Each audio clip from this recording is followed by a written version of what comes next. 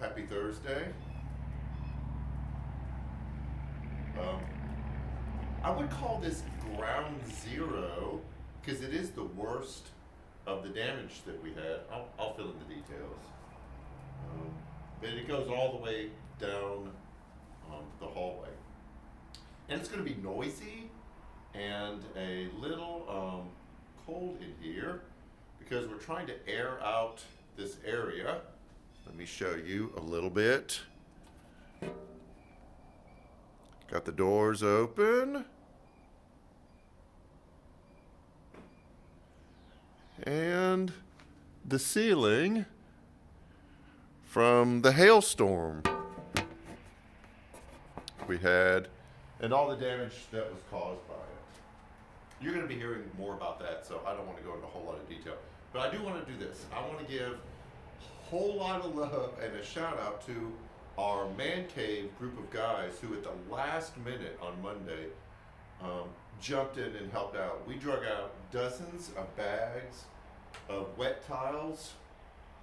They swept, they vacuumed, they tried to get up as much water as they could. So salute to a great group of guys. We'll talk about that later too. But there was an interesting conversation that's going to lead into what we're going to talk about this Sunday that happened right here. We ate first because we're men, and we cooked out because we're men, and we ate well. And so as we were like bending down and stuffing bags and dragging them out, I made the comment like, wow, I probably am doing more work than I should after eating so much. I wasn't cramping or anything. It was just like, it felt really heavy.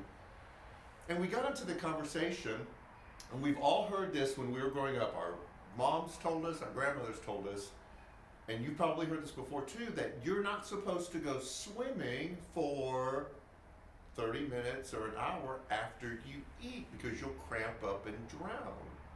Well, I heard that growing up. I'm sure a lot of the guys heard it when they were growing up. So because it's the 21st century and we had technology, we Googled it as we were here cleaning up. And one of the guys Googled it and said it's an old wives' tale. That there's not any supporting evidence-based data that says that that's true.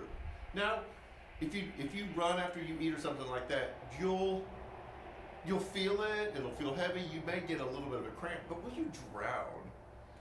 And so we didn't know what to do with it because we'd all been told that. We lived our life that way, all the decisions, all the choices. Like if we were to cook out and there's a pool or we're at the lake or the beach, that you just don't go in the water. So our lives reflected what we believe. And now we're offered this new set of facts, this new data. We didn't know what to do with it. Like, okay, do we just change what we believe? Is what we believed wrong or is it an error? And so we didn't come to a conclusion. We weren't that serious. We were working. But it did kind of throw us into an interesting spot is when you believe something and you believed it your whole life and that's how that truth is lived out, when you're confronted with something else, something different, what do you do with it? So there's two things that happen.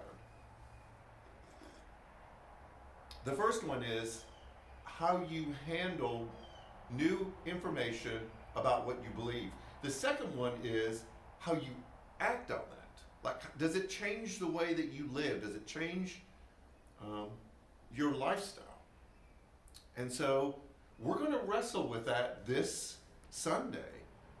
It's kind of our final Sunday in the What Was Important to Jesus series. The one we were going to do last Sunday when we had all of the weather that we had.